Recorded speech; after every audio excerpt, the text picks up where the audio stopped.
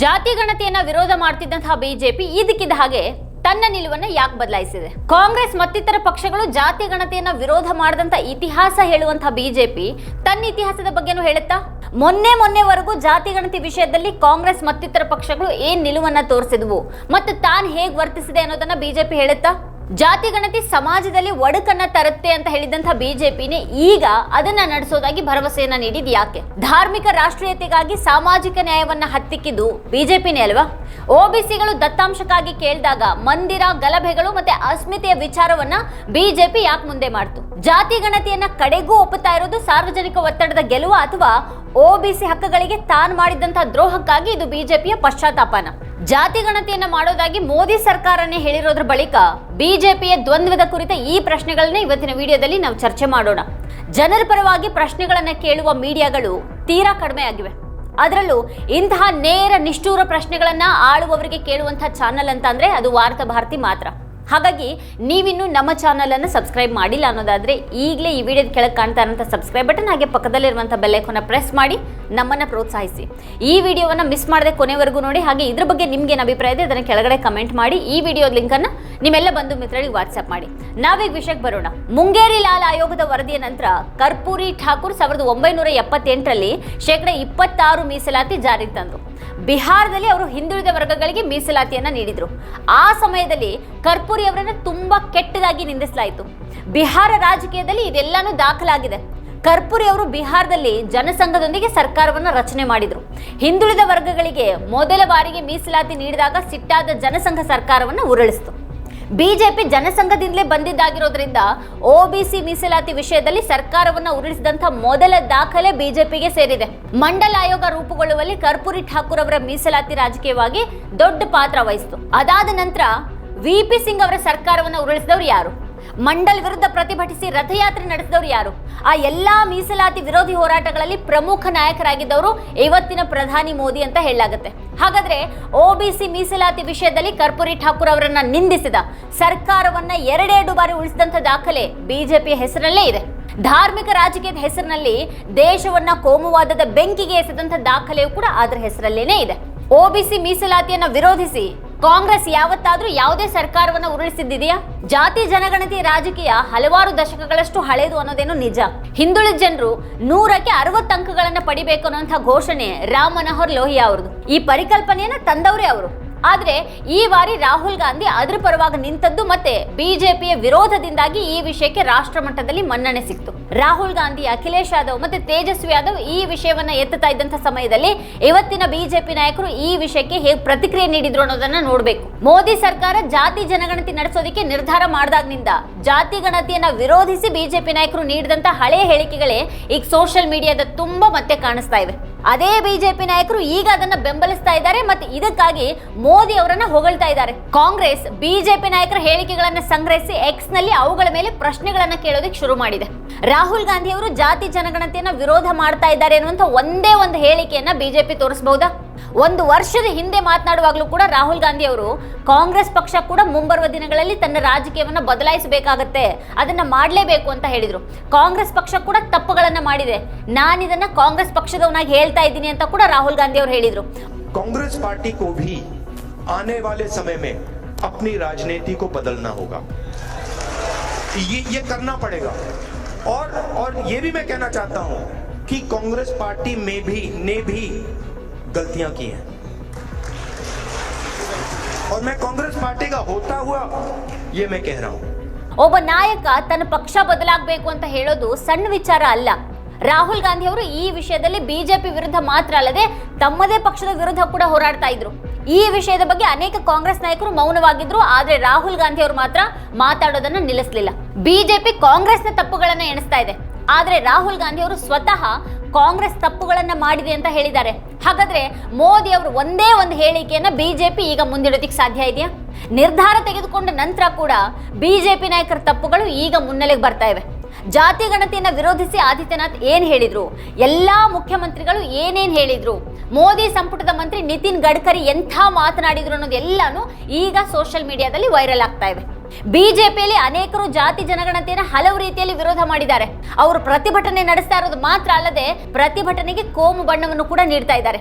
ಮಂಡಲ್ ವಿರುದ್ಧ ಕೂಡ ಇದೇ ರೀತಿ ಮಾಡಲಾಯಿತು. ಸಾಮಾಜಿಕ ನ್ಯಾಯದ ಪ್ರಶ್ನೆ ಬಂದಾಗಲೆಲ್ಲ ಬಿಜೆಪಿ ಕೋಮು ಗುರುತಿನ ಬಗ್ಗೆ ಮಾತನಾಡೋದಕ್ಕೆ ಶುರು ಮಾಡುತ್ತೆ. ನಿತಿನ್ ಗಡ್ಕರಿ ಜಾತಿಯ ಬಗ್ಗೆ ಮಾತಾಡುವವರನ್ನ ಒದಿತೀನಿ ಅಂತ ಹೇಳಿದ್ರು. ಅವರ ಆ ಹೇಳಿಕೆ ಅವ್ರದೇ ಸ್ವಂತ ಯೂಟ್ಯೂಬ್ ಚಾನಲ್ ಅಲ್ಲಿ ಈಗಲೂ ಸಿಗುತ್ತೆ. जो मैं मेरे हिसाब से चलूंगा, जिसको देना वोट देगा, नहीं देगा वो नहीं देगा। बहुत जाति वाले लोग मुझे मिलने के लिए आते हैं, तो मैंने उनको सबको मिलकर 50,000 लोगों में कह दिया, जो करेगा जात की बात उसको कस के मारूंगा लात। ಇನ್ನು ಆದಿತ್ಯನಾಥ್ ಒಡೆಯುವ ಜನರು ಜಾತಿ, ಪ್ರದೇಶ ಮತ್ತೆ ಭಾಷೆ ಆಧಾರದ ಮೇಲೆ ಒಡೆಯೋದಕ್ಕೆ ಪ್ರಯತ್ನ ಪಡ್ತಾರೆ.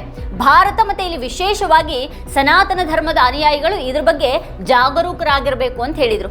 ಇದಲ್ಲದೆ ಮುಖ್ಯಮಂತ್ರಿ ಮೋಹನ್ ಯಾದವ್, ಮುಖ್ಯಮಂತ್ರಿ ಭಜನ್ ಲಾಲ್ ಶರ್ಮಾ, ಸಂಸದ ಅನುರಾಗ್ ಠಾಕೂರ್, ಧರ್ಮೇಂದ್ರ ಪ್ರಧಾನ್, ಗಿರಿರಾಜ್ ಸಿಂಗ್, ತೇಜಸ್ವಿ ಸೂರ್ಯ ಅವರ ಹಳೆಯ ಹೇಳಿಕೆಗಳು ಸಾಮಾಜಿಕ ಮಾಧ್ಯಮದಲ್ಲಿ ಈಗ ಹರಿದಾಡ್ತಾ ಇವೆ. ಹಳೆಯದು ಅಂತಂದ್ರೆ ತೀರಾ ಏನ್ ಹಳೆಯದಲ್ಲ, ಈಗ ಕೆಲವು ತಿಂಗಳುಗಳ ಹಿಂದೆ ಕೊಟ್ಟಿರುವಂತ ಹೇಳಿಕೆಗಳವೆಲ್ಲ. ಇವರೆಲ್ಲರೂ ಜಾತಿ ಜನಗಣತಿಯನ್ನ ಹಲವು ವಿಧಗಳಲ್ಲಿ ವಿರೋಧ ಮಾಡಿದ್ದಾರೆ. ಬಿಜೆಪಿ ಎಲ್ಲಾ ಪ್ರಭಾವಿ ನಾಯಕರು ಜಾತಿ ಗಣತಿಯನ್ನ ಅಪಹಾಸ್ಯ ಮಾಡ್ತಾ ಇದ್ದವರೇ ಆಗಿದ್ದಾರೆ, ಅದನ್ನ ಅಪಾಯಕಾರಿ ಅಂತ ಕರಿತಾ ಇದ್ದವರೇ ಆಗಿದ್ದಾರೆ. ಅಂಥ ಮಂದಿ ಕಾಂಗ್ರೆಸ್ ದೇಶವನ್ನ ವಿಭಜಿಸ್ತಾ ಇದೆ ಅಂತ ಆರೋಪ ಮಾಡ್ತಾ ಇದ್ದಾರೆ. ಜಾತಿ ಜನಗಣತಿಯನ್ನ ಬೆಂಬಲಿಸುವಂತ ರಾಹುಲ್ ಗಾಂಧಿ ಅವರ ಹೇಳಿಕೆಗಳು ಸಾಮಾಜಿಕ ಮಾಧ್ಯಮಗಳಲ್ಲಿ ಈಗ ವೈರಲ್ ಆಗ್ತಾ ಇವೆ. ಇದ್ರ ಜೊತೆಗೆ ಜಾತಿ ಜನಗಣತಿಯನ್ನ ವಿರೋಧಿಸುವಂತ ಮೋದಿ ಅವರ ಮತ್ತೊಂದು ಹೇಳಿಕೆಯು ಕೂಡ ವೈರಲ್ ಆಗ್ತಿದೆ. ಕಾಂಗ್ರೆಸ್ ಪ್ರಣಾಳಿಕೆ ತಾಯಂದಿರು ಮತ್ತೆ ಸಹೋದರಿಯರ ಚಿನ್ನ ಮತ್ತೆ ಸಂಪತ್ತನ್ನ ಕಿತ್ತು ಆ ಆಸ್ತಿಯನ್ನ ವಿಭಜಿಸಿ ಹಂಚೋದಾಗಿ ಹೇಳುತ್ತೆ. ಮನಮೋಹನ್ ಸಿಂಗ್ ಅವರ ಸರ್ಕಾರ ಮುಸ್ಲಿಮರಿಗೆ ಆಸ್ತಿಯ ಮೇಲೆ ಮೊದಲ ಹಕ್ಕಿದೆ ಅಂತ ಹೇಳ್ತು ಅಂತ ಮೋದಿ ಹೇಳಿದ್ರು. ಕಾಂಗ್ರೆಸ್ನವರನ್ನ ನಗರ ನಕ್ಸಲರು ಅಂತ ಮೋದಿ ಕರೆದಿದ್ದಾರೆ. ಅವರು ನಿಮ್ಮ ಮಂಗಳಸೂತ್ರವನ್ನ ಸಹ ಬಿಡೋದಿಲ್ಲ ಅಂತ ಮೋದಿ ಅವರು ಹೇಳಿದ್ರು. ಕಾಂಗ್ರೆಸ್ का मैनिफेस्टो कह रहा है कि वो माताओं बहनों का सोने का हिसाब करेंगे, उसकी जड़ती करेंगे, जानकारी लेंगे और फिर उस संपत्ति को बांट देंगे और उनको बांटेंगे जिनको मनमोहन सिंह जी की सरकार ने कहा था कि संपत्ति पर पहला अधिकार मुसलमानों का है। भाइयों बहनों, ये अर्बन नक्सल की सोच, मेरी माताओं बहनों, ये आपका मंगल सूत्र भी बचने नहीं देंगे. ಬಿಜೆಪಿಯ ರಾಜಕೀಯದಲ್ಲಿ ಜಾತಿ ಜನಗಣತಿಯನ್ನ ವಿರೋಧ ಮಾಡೋದು ಸೈದ್ಧಾಂತಿಕ ರೂಪ ಪಡೆದುಕೊಂಡಿದೆ ಅನ್ನೋದು ಗೊತ್ತೇ ಇರುವಂತಹ ವಿಚಾರ. ಹಿಂದುತ್ವದ ಏಕತೆಗಾಗಿ ಜಾತಿ ಗಣತಿಯನ್ನ ವಿರೋಧ ಮಾಡಬೇಕು ಅಂತ ಅದು ಭಾವಿಸುತ್ತೆ. ಬಾಟೆಂಗೆ ತೋ ಕಟೆಂಗೆ ಅನ್ನುವಂತಹ ಅದರ ಘೋಷಣೆ ಇದೇ ಉದ್ದೇಶದಾಗಿದೆ. ಜಾತಿ ಜನಗಣತಿಯ ಬಗ್ಗೆ ನಿರ್ಧಾರದ ನಂತರ ಲೋಕಸಭೆಯಲ್ಲಿ ದಿವಂಗತ ಗೋಪಿನಾಥ್ ಮುಂಡೆ ಅವರು ಮಾಡಿದಂತಹ ಭಾಷಣವನ್ನ ಮುನ್ನೆಲೆಗೆ ತಂದು ಆ ಬಿಜೆಪಿ ನಾಯಕ ಜಾತಿ ಜನಗಣತಿಯನ್ನ ಪ್ರತಿಪಾದಿಸಿದ್ರು ಅಂತ ತೋರಿಸಲಾಗ್ತಿದೆ. ಆದ್ರೆ ಪ್ರಧಾನಿ ಮೋದಿ ಈ ಕಲ್ಪನೆಯನ್ನ ಅರ್ಬಲ್ ನಕ್ಸಲ್ ಅಂತ ಹೇಳ್ತಾ ಇದ್ರು. ಸನಾತನದ ಏಕತೆಯ ವಿರುದ್ಧವಾಗಿದೆ ಅಂತ ಆದಿತ್ಯನಾಥ್ ಹೇಳ್ತಾ ಇದ್ರು. ಹಾಗಾದ್ರೆ ಆಗ ಅವರಿಗೆ ಮುಂಡೆ ಅವರ ಆಲೋಚನೆಗಳು ಯಾಕೆ ನೆನಪಿಗೆ ಬರಲಿಲ್ಲ? ಇದೇ ಬಿಜೆಪಿ ನಾಯಕರು ಈ ಹಿಂದೆ ಗೋಪಿನಾಥ್ ಮುಂಡೆ ಅವರ ಭಾಷಣವನ್ನ ಎಷ್ಟು ಬಾರಿ ನೆನಪಿಸಿಕೊಂಡಿದ್ದಾರೆ. ಗೋಪಿನಾಥ್ ಮುಂಡೆ ಭಾಷಣದ ಸಮಯದಲ್ಲಿಯೂ ಕೂಡ ಬಿಜೆಪಿ ಜಾತಿ ಜನಗಣತಿಯನ್ನ ಯಾಕೆ ಗೇಲಿ ಮಾಡ್ತಾನೆ ಇತ್ತು. ಇನ್ನು ರಾಹುಲ್ ಅವರ ವೈರಲ್ ಆಗಿರುವಂತಹ ಹೇಳಿಕೆಯನ್ನ ಇಲ್ಲಿ ಗಮನಿಸಬೇಕು. ಮೋದಿ ತಮ್ಮ ಭಾಷಣದಲ್ಲಿ ಭಾರತದಲ್ಲಿ ಜಾತಿ ಇಲ್ಲ ಅಂತ ಹೇಳ್ತಾರೆ, ಇರೋದು ಬಡವರು ಮಾತ್ರನೇ ಅಂತ ಹೇಳ್ತಾರೆ. ಭಾರತದಲ್ಲಿ ಜಾತಿ ಇಲ್ಲದೆ ಇದ್ರೆ ಇರೋದು ಬಡವರು ಮಾತ್ರನೇ ಆಗಿದ್ರೆ ಮೋದಿ ಯಾಕೆ ದಿನದ 24 ಗಂಟೆನೂ ತಮ್ಮನ್ನ OBC ಅಂತ ಕರೆದುಕೊಳ್ತಾರೆ? OBC ಅಂತ ಹೇಳ್ಕೊಂಡು ಸಿಕ್ಕಾಪಟ್ಟೆ ಲಾಭ ಪಡೆದಿದ್ದಾರಲ್ವಾ? OBC ಅಂತ ಹೇಳ್ಕೊಂಡು ದೇಶದ ಪ್ರಧಾನಿಯಾದವರು ಕೋಟ್ಯಾಂತರ ಬೆಲೆ ಬಾಳುವಂತಹ ಸೂಟುಗಳನ್ನ ಧರಿಸ್ತಾರಲ್ವಾ? 24 ಗಂಟೆಗಳ ಕಾಲ ವಿಮಾನದಲ್ಲೇ ಹಾರ್ತಾರಲ್ಲ. ನೀವು OBC ಪದವನ್ನ ಬಳಸಿದ್ದೀರಿ, ಮತ್ತೆ ನಿಮ್ಮ ಭಾಷಣದಲ್ಲಿ ನೋಡಿದ್ರೆ ಭಾರತದಲ್ಲಿ ಜಾತಿ ಇಲ್ಲ ಅಂತ ಹೇಳ್ತೀರಿ. ಹಾಗಾದ್ರೆ ದೇಶಕ್ಕೆ ಜಾತಿ ಜನಗಣತಿಯ ಬಗ್ಗೆ ಹೇಳಿ ಅಂತ ರಾಹುಲ್ ಅವರು ಸವಾಲೆಸೆದಿರುವಂತಹ ಹೇಳಿಕೆ ಅದು. मोदी जी भाषण में कहते हैं हिंदुस्तान में कोई जात नहीं है, सिर्फ गरीब है। मोदी जी, अगर हिंदुस्तान में कोई जात नहीं है और सिर्फ गरीब है तो आप अपने आप को 24 घंटा OBC क्यों कहते हो? और नरेंद्र मोदी जी, ये भी मुझे बता दो, आपने OBC का नाम प्रयोग करके बहुत फायदा उठाया, देश के प्रधानमंत्री बन गए, करोड़ों रुपए के आप सूट पहनते हो, 24 घंटा हवाई जहाज में उड़ते हो, तो OBC शब्द का आपने प्रयोग किया और आज आप अपने भाषण में कहते हो कि हिंदुस्तान में कोई जात नहीं। मोदी जी, आप डरिए मत, आप एक काम कीजिए, ಜಾತಿ ಜನಗಣನಾ के बारे में देश को बता दीजिए. ಪ್ರಧಾನಿ ಮೋದಿ ಈಗ ವಿರೋಧ ಪಕ್ಷದ ವಿಷಯವನ್ನ ಎತ್ಕೊಂಡಿದ್ದಾರೆ ಅಂತ ಹೇಳಲಾಗ್ತಿದೆ. ಜಾತಿ ಗಣತಿ ವಿಷಯ ವಿರೋಧ ಪಕ್ಷದಿಂದ ಬಂದಿತ್ತು. ಮೋದಿ ಅವರನ್ನ ಈಗ JDU ಕೂಡ ಹಾಡಿ ಹೊಗಳ್ತಾ ಇದೆ. ಆದ್ರೆ ಮೋದಿ ಸರ್ಕಾರದ ನಿರ್ಧಾರದ ನಂತರ JDU ಮೊದಲು PIBಯ ಪ್ರಕಟಣೆಯನ್ನ ಓದಬೇಕಾಗಿತ್ತು. ಅದರಲ್ಲಿ ಕೆಲವು ರಾಜ್ಯಗಳು ಜಾತಿ ಎಣಿಕೆಗಾಗಿ ಸಮೀಕ್ಷೆಯನ್ನ ನಡೆಸಿವೆ ಅಂತ ಬರೆಯಲಾಗಿದೆ. ಈ ಸಮೀಕ್ಷೆಗಳ ಉದ್ದೇಶ ಮತ್ತೆ ಪಾರದರ್ಶಕತೆ ವಿಭಿನ್ನವಾಗಿರುತ್ತೆ. ಸಮಾಜದಲ್ಲಿ ಗೊಂದಲ ಮತ್ತೆ ಅನುಮಾನವನ್ನು ಸೃಷ್ಟಿ ಮಾಡೋದಕ್ಕೆ ಕೆಲ ಸಮೀಕ್ಷೆಗಳನ್ನು ಸಂಪೂರ್ಣವಾಗಿ ರಾಜಕೀಯ ದೃಷ್ಟಿಕೋನದಿಂದ ನಡೆಸಲಾಗಿದೆ ಅಂತ ಬರೆಯಲಾಗಿದೆ. ಬಿಹಾರದ ಸಮೀಕ್ಷೆ ಚೆನ್ನಾಗಿದೆ ಅಂತ ಏನು ಅದರಲ್ಲಿ ಬರೆದಿಲ್ಲ. ಅದು ರಾಜಕೀಯ ಉದ್ದೇಶದಿಂದ ಮಾಡಿದ್ದಲ್ಲ ಅಂತಾನೂ ಕೂಡ ಬರೆದಿಲ್ಲ. ಸಮಾಜದಲ್ಲಿ ಅನುಮಾನ ಮೂಡಿಸೋದಕ್ಕೆ ಅದನ್ನ ಮಾಡಿಲ್ಲ ಅನ್ನುವಂಥ ಅಂಶವನ್ನು ಕೂಡ ಅಲ್ಲಿ ಬರೆಯಲಾಗಿಲ್ಲ. ಹಾಗಾದ್ರೆ ಅದನ್ನ JDU ನಾಯಕರು ಹೇಗೆ ಬಿಜೆಪಿ ನಡೆಯನ್ನು ಸ್ವಾಗತಿಸ್ತಾರೆ? ಮೋದಿ ಸರ್ಕಾರ ಜಾತಿ ಗಣತಿ ನಿರ್ಧಾರವನ್ನು ಪ್ರಕಟಿಸುವಾಗ ರಾಜ್ಯಗಳ ಸಮೀಕ್ಷೆಯನ್ನು ತಿರಸ್ಕರಿಸ್ತಾ ಇದೆ. ಬಿಹಾರ ಮುಖ್ಯಮಂತ್ರಿ ನಿತೀಶ್ ಕುಮಾರ್ ತಮ್ಮ ಸಮೀಕ್ಷೆ ವಿಚಾರವಾಗಿ ಮೋದಿ ಸರ್ಕಾರದ ಈ ನಿಲುವನ್ನು ಒಪ್ಪುತ್ತಾರಾ? ಬಿಜೆಪಿ ಮತ್ತದರ ಮಡಿಲ ಮೀಡಿಯಾಗಳು ಈ ವಿಷಯಗಳನ್ನ ಮರೆಮಾಚುವಂತ ಕೆಲಸ ಮಾಡ್ತಾ ಇವೆ. ರಾಹುಲ್ ಗಾಂಧಿ, ಅಖಿಲೇಶ್ ಯಾದವ್, ತೇಜಸ್ವಿ ಯಾದವ್ ಅವರನ್ನ ಈ ವಿಷಯದಿಂದ ಬೇರ್ಪಡಿಸೋದಕ್ಕೆ ಪ್ರಯತ್ನಗಳು ನಡೀತಾ ಇವೆ. ಬಿಜೆಪಿ ನಾಯಕರು ಈ ಹಿಂದಿನ ಮತ್ತೆ ಈಗಿನ ಹೇಳಿಕೆಗಳನ್ನ ಪತ್ರಿಕೆಗಳಲ್ಲಿ ಮತ್ತೆ ಚಾನೆಲ್ಗಳಲ್ಲಿ ತೋರಿಸೋದ್ರ ಮೂಲಕ ವಾಸ್ತವವನ್ನ ಜನರಿಗೆ ಸುಲಭವಾಗಿ ತಿಳಿಸಬಹುದಾಗಿತ್ತು. ರಾಹುಲ್ ಗಾಂಧಿ ಅವರ ನೇತೃತ್ವದಲ್ಲಿ ರಾಜ್ಯಗಳಲ್ಲಿ ಕಾಂಗ್ರೆಸ್ ಸರ್ಕಾರಗಳ ರಚನೆ ಆದಾಗ ಎಲ್ಲಾ ಮುಖ್ಯಮಂತ್ರಿಗಳು OBC ಸಮುದಾಯದಿಂದ ಆಯ್ಕೆಯಾಗ್ತಾರೆ. ಅಶೋಕ್ ಗೆಹ್ಲೋಟ್, ಸಿದ್ದರಾಮಯ್ಯ, ಭೂಪೇಶ್ ಬಘೇಲ ಈ ಹೆಸರುಗಳನ್ನ ಇಲ್ಲಿ ಗಮನಿಸಬೇಕು. ಕಾಂಗ್ರೆಸ್ ಸಂಪೂರ್ಣವಾಗಿ ಬದಲಾಗಿಲ್ಲದೆ ಇರಬಹುದು, ಆದರೆ ರಾಹುಲ್ ಗಾಂಧಿ ಅವರು ಪ್ರತಿದಿನ ಈ ಸತ್ಯದ ಬಗ್ಗೆನೇ ಮಾತಾಡ್ತಾರೆ. ಭಾರತದ ವಾಸ್ತವತೆಯನ್ನು ಭಾರತದ ಜನರ ಮುಂದೆ ಮಂಡಿಸಬೇಕು. ಮತ್ತೆ ವ್ಯಕ್ತಿ ಯಾವುದೇ ಜಾತಿಗೆ ಸೇರಿದವರಾಗಿದ್ರು ಕೂಡ ನಾವು ವಾಸ್ತವವನ್ನ ಮುಂದಿಟ್ರೆ ಭಾರತದ ರಾಜಕೀಯವು ಸಂಪೂರ್ಣವಾಗಿ ಬದಲಾಗುತ್ತೆ. ಮತ್ತದು ಬದಲಾಗಲೇಬೇಕು. ಯಾಕಂದ್ರೆ ನೀವು 90% ಜನರನ್ನ ಮೌನವಾಗಿರಿಸೋದಿಕ್ ಸಾಧ್ಯ ಇಲ್ಲ, ಅವ್ರ ಶಕ್ತಿಯನ್ನ ನಿಯಂತ್ರಿಸೋದಿಕ್ಕೂ ಕೂಡ ಸಾಧ್ಯ ಇಲ್ಲ ಅಂತ ಹೇಳ್ತಾರೆ ರಾಹುಲ್ ಗಾಂಧಿ. हिंदुस्तान की जनता के सामने हिंदुस्तान की रियलिटी डालनी है और मैं बिलीव करता हूं चाहे वो किसी भी जात का व्यक्ति हो, अगर हमने रियलिटी सामने रख दी ऐसे, हिंदुस्तान की राजनीति बिल्कुल बदल जाएगी और उसको बदलना ही होगा, क्योंकि 90% को आप चुप नहीं रख सकते, 90% की शक्ति को आप कंट्रोल नहीं कर सकते, कुछ भी कर लो. ಈ ವಿಷಯ ಬಿಜೆಪಿ ತಿಳಿದಿಲ್ಲ ಅಂತ ಏನಲ್ಲ, ಆದ್ರೂ ಅವರು ಸನಾತನ ಮತ್ತೆ ಹಿಂದುತ್ವದ ಹೆಸರಿನಲ್ಲಿ ಜಾತಿ ಜನಗಣತಿಯನ್ನ ವಿರೋಧ ಮಾಡ್ತಾನೆ ಇದ್ರು. ಪ್ರಧಾನಿ ಮೋದಿ ಅವರೇ ಸ್ವತಃ OBC ಅಂತ ಹೇಳಿದಾಗ ಬಿಜೆಪಿ ಅದನ್ನ ಹೇಳ್ಕೊಳ್ಳಕ್ ಶುರು ಮಾಡ್ತು. ಪ್ರಧಾನಿ ಮೋದಿ ಅವರೇ ತಾವು ಅತ್ಯಂತ ಹಿಂದುಳಿದ ವರ್ಗಕ್ಕೆ ಸೇರಿದವರು ಅಂತ ಹೇಳ್ಕೊಳ್ಳೋದಿಕ್ ಪ್ರಾರಂಭ ಮಾಡಿದ್ರು. ಅವ್ರು ಇರೋವರೆಗೂ OBC ಹಿತಾಸಕ್ತಿಗಳನ್ನ ಕಾಳಜಿ ವಹಿಸುವವರು ಬೇರೆ ಯಾರೂ ಇರೋದಿಕ್ ಸಾಧ್ಯ ಇಲ್ಲ ಅಂತ ಹೇಳಲಾಗ್ತಾ ಇತ್ತು. ಅದೇ ಸಮಯದಲ್ಲಿ ರಾಹುಲ್ ಗಾಂಧಿ ಅದಕ್ಕೂ ಕೂಡ ಪ್ರತ್ಯುತ್ತರವನ್ನ ಕೊಡ್ತಾ ಇದ್ರು.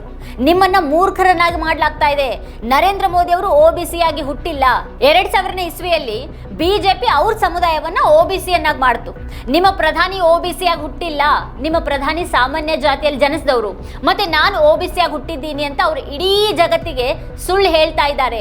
ಅವ್ರು ಯಾವುದೇ OBC ವ್ಯಕ್ತಿಯ ಕೈಯನ್ನ ಹಿಡಿಯೋದಿಲ್ಲ, ಅವ್ರು ಯಾವುದೇ ರೈತನ ಕೈ ಹಿಡಿಯೋದಿಲ್ಲ, ಅವ್ರು ಯಾವುದೇ ಕಾರ್ಮಿಕನ ಕೈ ಹಿಡಿಯೋದಿಲ್ಲ, ಅವರು ಅದಾನಿ ಅವರ ಕೈಯನ್ನ ಹಿಡಿದಿದ್ದಾರೆ ಅಷ್ಟೇ ಅಂತ ರಾಹುಲ್ ಗಾಂಧಿ ಅವರು ತಿರುಗೇಟನ್ನ ಕೊಟ್ಟಿದ್ರು.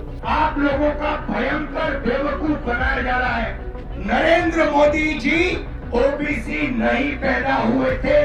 नरेंद्र मोदी जी टेलीकास्ट के गुजरात में व्यक्ति पैदा हुए थे.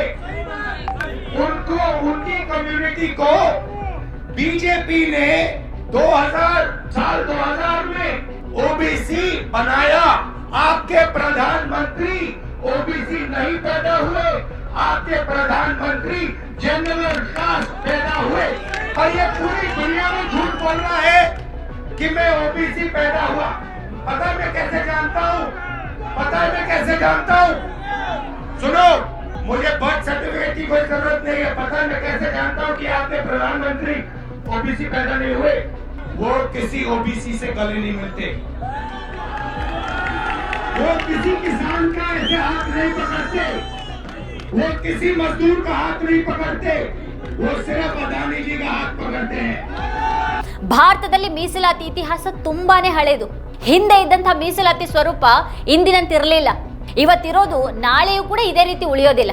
ಹಾಗೆ ಪ್ರತಿಯೊಂದು ಹಂತದಲ್ಲೂ ವಿರೋಧ ಇದ್ರೂ ಕೂಡ ಮೀಸಲಾತಿಯ ವ್ಯಾಪ್ತಿ ಹೆಚ್ಚುತ್ತಾನೆ ಇದೆ ಮತ್ತು ಬದಲಾಗ್ತಾನೆ ಇದೆ. 2020ರಿಂದ ಜಾತಿ ಜನಗಣತಿಯ ವಿಷಯ ಪ್ರಬಲವಾಗ್ತೊಡಗ್ತು. ಮೇಲ್ಜಾತಿಯ ಜನರು ತಮ್ಮ ರಾಜಕೀಯವನ್ನ ಜಾತಿ ರಾಜಕೀಯ ಅಂತ ಕರೀತಾರೆ. ಇದಕ್ಕೆ ಪ್ರತಿಕ್ರಿಯೆಯಾಗಿ ಸಾಮಾಜಿಕ ನ್ಯಾಯದ ರಾಜಕೀಯ ಕುರಿತ ಪ್ರತಿಪಾದನೆ ಕೂಡ ತೀವ್ರಗೊಳ್ತು. ಅಂದ್ರೆ ಅಧಿಕಾರದಿಂದ ಹೊರಗಿರುವಂತಹ ಜಾತಿಗಳಿಗೂ ಕೂಡ ಅವಕಾಶ ಸಿಕ್ತು. ಶಿಕ್ಷಣ, ಉದ್ಯೋಗ ಮತ್ತೆ ಮುಖ್ಯಮಂತ್ರಿ ಹುದ್ದೆಯಲ್ಲೂ ಕೂಡ ಸಾಮಾಜಿಕ ನ್ಯಾಯ ಪ್ರಾಮುಖ್ಯತೆ ಪಡಿತು. ನಿತೀಶ್ ಕುಮಾರ್ ಬಹಳ ದೀರ್ಘ ಅವಧಿಗೆ ಬಿಹಾರದ ಮುಖ್ಯಮಂತ್ರಿ ಆಗಿದ್ರು ಕೂಡ ಅವ್ರು ಜಾತಿ ಜನಗಣತಿಯನ್ನ ಮಾಡಿದ್ದು ತೇಜಸ್ವಿಯಾದ ಉಪಮುಖ್ಯಮಂತ್ರಿ ಆದಾಗ. ಬಿಹಾರದಲ್ಲಿ ಜಾತಿ ಜನಗಣತಿ ವರದಿ 2023ರ ಜನವರಿಯಲ್ಲಿ ಬಂದಿತ್ತು. ಅದೇ ರೀತಿ ನಿತೀಶ್ ಕುಮಾರ್ ಅವರಿಗಿಂತ ಮೊದಲು 15 ವರ್ಷಗಳ ಕಾಲ ಮುಖ್ಯಮಂತ್ರಿಯಾಗಿದ್ದಂಥ ಲಾಲು ಪ್ರಸಾದ್ ಯಾದವ್ ಕೂಡ ಜಾತಿ ಜನಗಣತಿಯನ್ನ ನಡೆಸಲಿಲ್ಲ. ಯಾಕಂದ್ರೆ ಆ ಸಮಯದಲ್ಲಿ ರಾಜ್ಯ ಮಟ್ಟದಲ್ಲಿಯೂ ಕೂಡ ಜಾತಿ ಗಣತಿಯನ್ನ ಮಾಡಬಹುದು ಅನ್ನೋದು ಸ್ಪಷ್ಟವಾಗಿರಲಿಲ್ಲ. ಅದೇ ರೀತಿ ಉತ್ತರ ಪ್ರದೇಶದಲ್ಲಿ ಮುಲಾಯಂ ಸಿಂಗ್ ಯಾದವ್ ಅವರಿಂದ ಹಿಡಿದು ಮಾಯಾವತಿ ಅವರವರೆಗಿನ ಮುಖ್ಯಮಂತ್ರಿಗಳ ಅವಧಿಯಲ್ಲಿ ಜಾತಿ ಗಣತಿಯ ಚರ್ಚೆ ನಡೆದೇ ಇತ್ತು. ಲೋಕಸಭೆಯಲ್ಲಿ ಲಾಲು ಯಾದವ್, ಮುಲಾಯಂ ಸಿಂಗ್ ಯಾದವ್ ಮತ್ತೆ ಶರದ್ ಯಾದವ್ ಇದಕ್ಕಾಗಿ ಯುಪಿಎ ಮೇಲೆ ಒತ್ತಡವನ್ನ ಹೇರಿದ್ರು. ಈ ಮೂವರಲ್ಲಿ ಶರದ್ ಯಾದವ್ ಅವರ ಹೆಸರನ್ನ ವಿಶೇಷವಾಗಿ ಹೇಳಬೇಕು. ರಾಹುಲ್ ಗಾಂಧಿ ಸಂಸತ್ತಿನಲ್ಲಿ ಜಾತಿ ಗಣತಿ ವಿಷಯವಾಗಿ ಗಟ್ಟಿಯಾಗಿ ನಿಂತ್ಕೊಂಡ್ರು. ತನ್ನ ಜಾತಿನೇ ಗೊತ್ತಿಲ್ಲದಂತಹ ವ್ಯಕ್ತಿ ಜಾತಿ ಗಣತಿ ಬಗ್ಗೆ ಮಾತಾಡ್ತಾರೆ ಅನ್ನುವಂಥ ಟೀಕೆಯನ್ನು ಕೂಡ ರಾಹುಲ್ ಎದುರಿಸಬೇಕಾಯ್ತು. ಆದ್ರೆ ರಾಹುಲ್ ಇದಕ್ಕೂ ಮಣಿಲಿಲ್ಲ.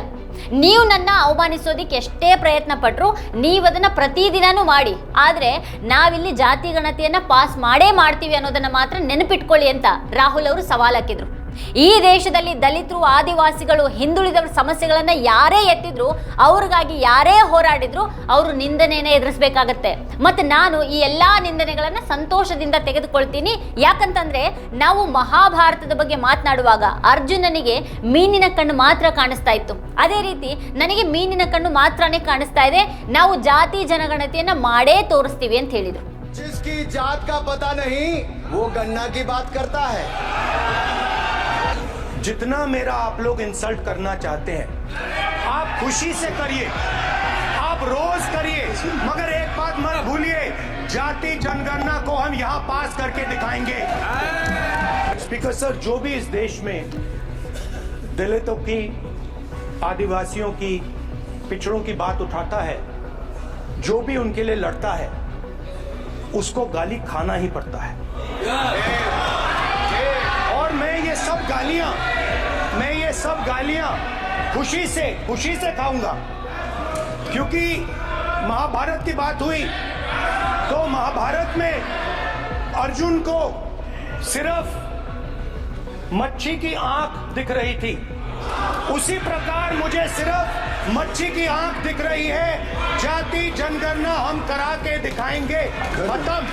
आपको जितनी गाली देनी है आप दीजिए, हम खुशी से लेंगे। ತೇಜಸ್ವಿ ಯಾದವ್ ಮತ್ತೆ ಅಖಿಲೇಶ್ ಯಾದವ್ ತಮ್ಮ ತಮ್ಮ ರಾಜ್ಯಗಳಲ್ಲಷ್ಟೇನೆ ಈ ಒಂದು ವಿಷಯವನ್ನ ಎತ್ತುತ್ತಾ ಇದ್ರು. ಆದ್ರೆ ರಾಷ್ಟ್ರ ಮಟ್ಟದಲ್ಲಿ ರಾಹುಲ್ ಗಾಂಧಿಯಿಂದಾಗಿ ಈ ಒಂದು ವಿಷಯ ಮುನ್ನೆಲೆಗೆ ಬಂತು. ಇಲ್ಲಿಯವರೆಗೆ ರಾಜಕೀಯ ಮತ್ತೆ ಉದ್ಯೋಗಗಳಲ್ಲಿ ಮೀಸಲಾತಿ ಮತ್ತೆ ಪ್ರಾತಿನಿಧ್ಯದ ವಿಷಯ ಮೂಲತಃ ಪ್ರಾದೇಶಿಕ ಪಕ್ಷಗಳದ್ದಾಗಿತ್ತು.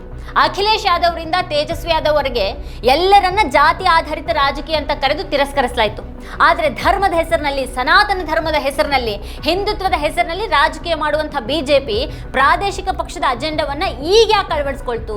ರಾಹುಲ್ ಗಾಂಧಿ ಅವರಾಗಿ ಹಿಂದೆ ಯಾವುದೇ ಕಾಂಗ್ರೆಸ್ ನಾಯಕರು ಮೀಸಲಾತಿ ಮಿತಿಯನ್ನ 50% ಹೆಚ್ಚು ಮಾಡೋದಕ್ಕೆ ಅಥವಾ ಜಾತಿ ಜನಗಣತಿಯ ಬಗ್ಗೆ ಮಾತನಾಡೋದಕ್ಕೆ ಧೈರ್ಯವನ್ನ ತೋರಿಸಲಿಲ್ಲ. ಕಾಂಗ್ರೆಸ್ಸಿನ ರಾಜಕೀಯ ಸಾಮಾಜಿಕ ನ್ಯಾಯದ ವಿಷಯವನ್ನ ಬಹಿರಂಗವಾಗಿ ಸ್ವೀಕರಿಸುವಂತ ರಾಜಕಾರಣ ಆಗಿರಲಿಲ್ಲ. ಆ ಕೆಲಸವನ್ನ ರಾಹುಲ್ ಗಾಂಧಿ ಅವರು ಮೊದಲ ಬಾರಿಗೆ ಮಾಡಿದ್ದಾರೆ. ರಾಹುಲ್ ಗಾಂಧಿ ಜಾತಿ ಮತ್ತೆ ಮೀಸಲಾತಿಯ ಬಗ್ಗೆ ಮಾತಾಡಿದ್ದಾರೆ. ಈ ವಿಚಾರದಲ್ಲಿ ಕಾಂಗ್ರೆಸ್ ತನ್ನ ತಪ್ಪನ್ನ ಒಪ್ಕೊಂಡಿದೆ.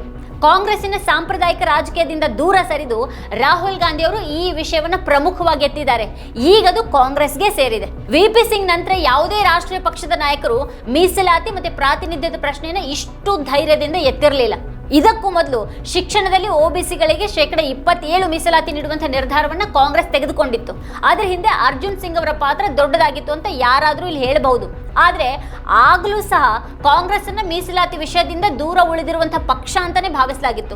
ಕಾಂಗ್ರೆಸ್ ಮತ್ತೆ ಬಿಜೆಪಿಯನ್ನ 2 ರಾಷ್ಟ್ರೀಯ ಪಕ್ಷಗಳು ಅಂತ ಪರಿಗಣಿಸಲಾಗುತ್ತೆ.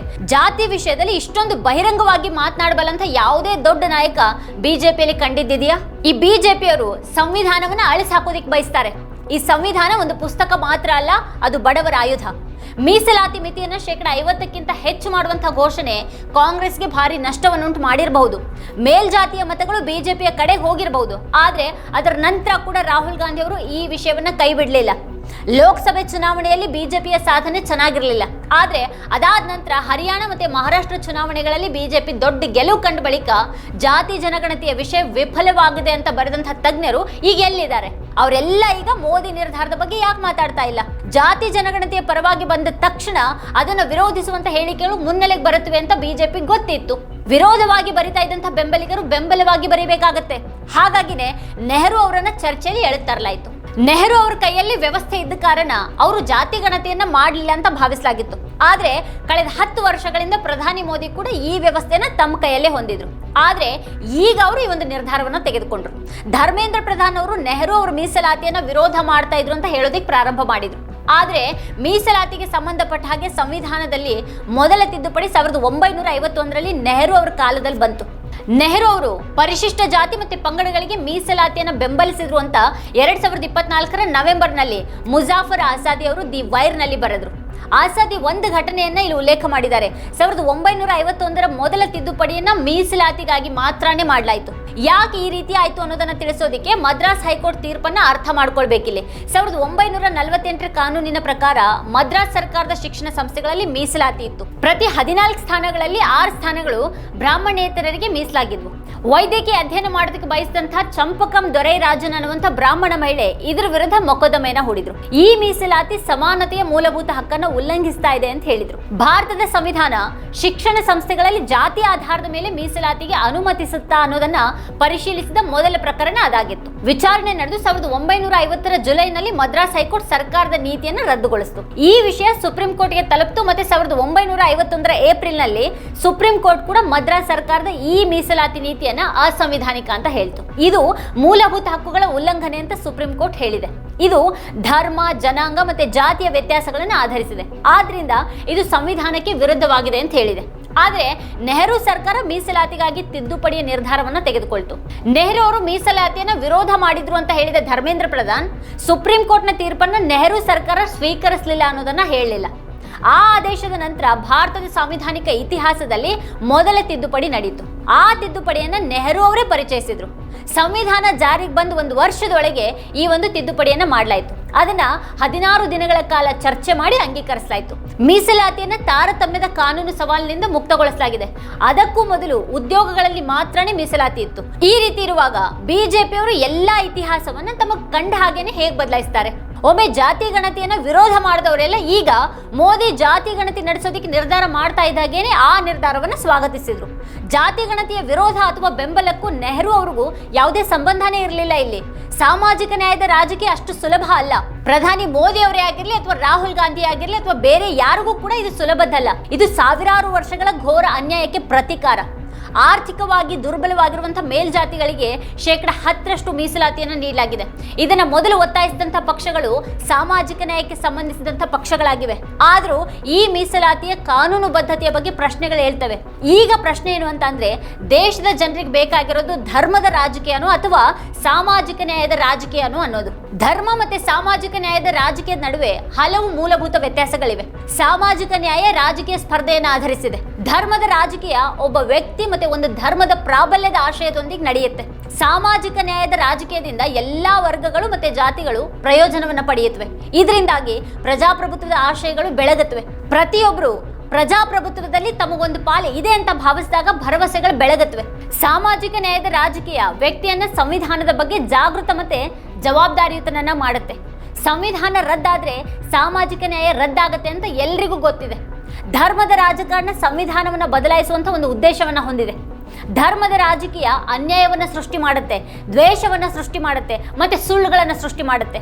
ಧರ್ಮದ ರಾಜಕೀಯವು ಯಾರನ್ನಾದ್ರೂ ಗಲಭೆಕೋರರನ್ನಾಗಿ ಮಾಡಬಹುದು. ಕಳೆದ ಈ 10 ವರ್ಷಗಳಲ್ಲಿ ಅದರ ಪರಿಣಾಮ ಏನಾಯ್ತು?